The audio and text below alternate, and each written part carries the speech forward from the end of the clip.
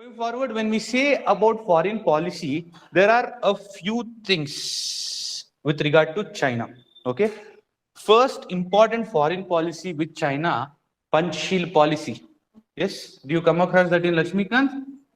Yes, you come across that in Lakshmikant. Panchsheel policy. So what is Panchsheel policy? This was in which year? 1954. Yeah, Panchsheel policy. What are the 5 points or 5 takeaways from Panchsheel? Panch means 5, right? Yeah. What is it? Okay, you will have to go back, recap, and get back. Okay. Next, it was the 1962 war. 1962 war. Yes, Sino-India war. Yeah. Post that also we had a policy. And recently it was the Doklam Standoff. Doklam Standoff. So there was no military or ammunition exchange, or it was just a standoff. That is, you could see Chinese troops here and Indian troops here, both of them standing with guns. So you should imagine the intensity of the situation there. Yeah, anytime, even if one soldier fires one bullet, even by mistake, it would have created blunder. So Doklam Standoff, this was in 2017. This was in 2017. See, when it comes to relationship with China, India's relationship with China, we have had ups, we have had downs. Yeah, we have had ups, we have had downs. Downs was in 2017. Even before that, it started to deteriorate in 2016. But we have, in the middle somewhere, we have had good relationship with China as well. And the next one is Galwan Valley clash. Galwan Valley clash. I'll be speaking about all this in detail. Galwan Valley clash. Galwan Valley clash was where we lost a soldier, and the first time we lost the soldier since 1975 was in Galwan Valley clash. More about Galwan Valley clash later on. But when it comes to China, our relationship, we have a degree of convergence and divergence. That is, we are on the same page with regard to few aspects, and there is also divergence. First, we'll have a look at convergence. Where do our thoughts, where do our plans, where do our actions converge? First place is international cooperation. International cooperation. So in international cooperation, you know, both India and China, they are members of SCO. SCO is? Yes. So which are the countries in SCO? Okay, India, China. How many countries in the first place? We have 8 countries. 8 countries. Okay. Countries are Russia, then Pakistan, then Tajikistan, China, then we have India, then we have Kyrgyzstan, then we have Kazakhstan, then we have Uzbekistan. I guess 8 is done. Yes, 8 is done. So this is Shanghai Cooperation Organization, established in 2001. More about this, more about SCO at the end of international relations. I will take up each organization, but you should know the static part of these organization at least, so that I can take up the dynamic part. So please, I'll tell you when to brush up on the static part before I start off. So if you are prepared, if you are well prepared about the static part, then it will be easy for you. And next, apart from SCO, there is East Asia Summit. Yeah? Yeah, I'll take it up. East Asia Summit. So East Asia Summit is nothing but, it is a formal meeting. It's not like an organization. It is an annual meeting wherein Asian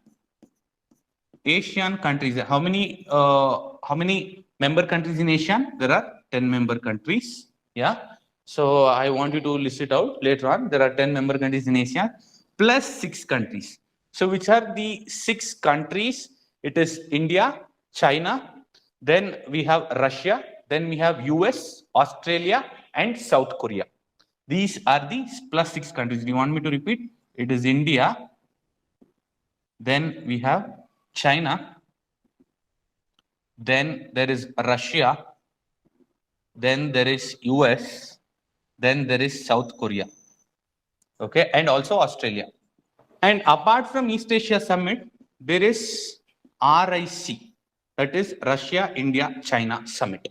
Okay. Next, as one of our friends said, BRICS.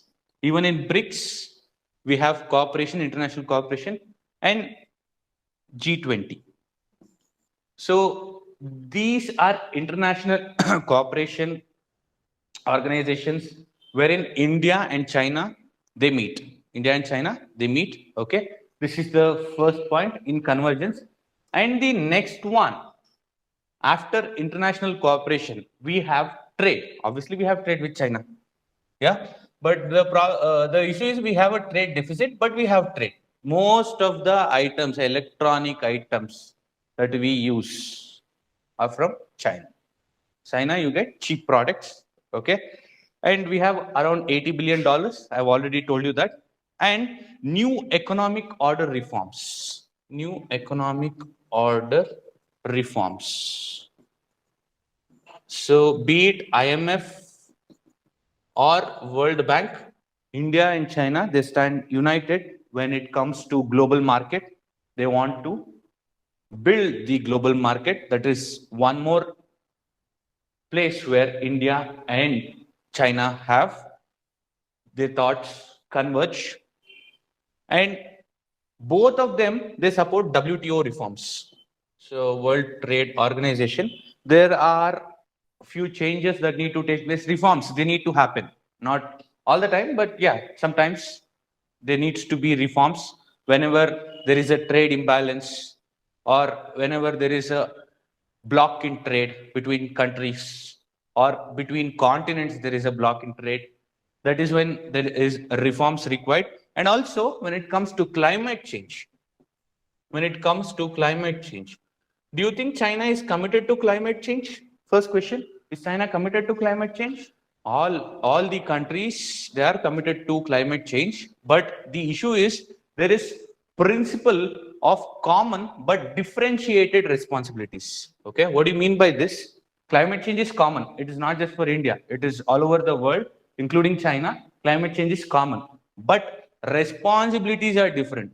What responsibility India takes is not what China we can expect from China. China has to take up a different set of responsibilities altogether because it is such a huge manufacturing hub. So obviously there is going to be more pollution and China has to take more drastic steps compared to India. Okay. Then financial mechanisms. See, when it comes to India and China, do you agree both of them are members of Asian Infrastructure Investment Board and also a bank, sorry, and ADB, Asian Development Bank. Okay, so which one was the first to come up? It is Asian Development Bank, 1966, headquartered in Manila. Yes, Manila, Philippines. Okay, then later on we see in the 21st century we see AIIB, Asian Infrastructure Investment Bank.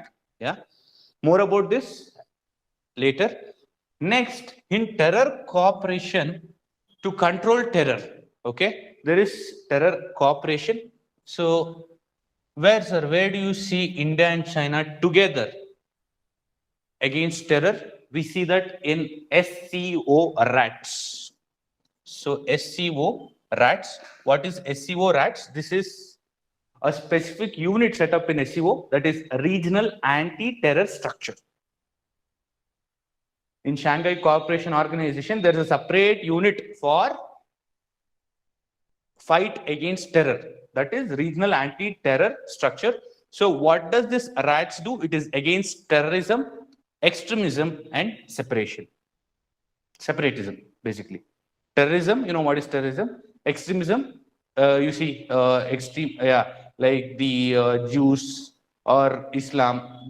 A few units or a few organizations, they are at the extreme end. And separatism, what is happening in Jammu and Kashmir, even in Kashmir, we have separatists. We call them separatists, right?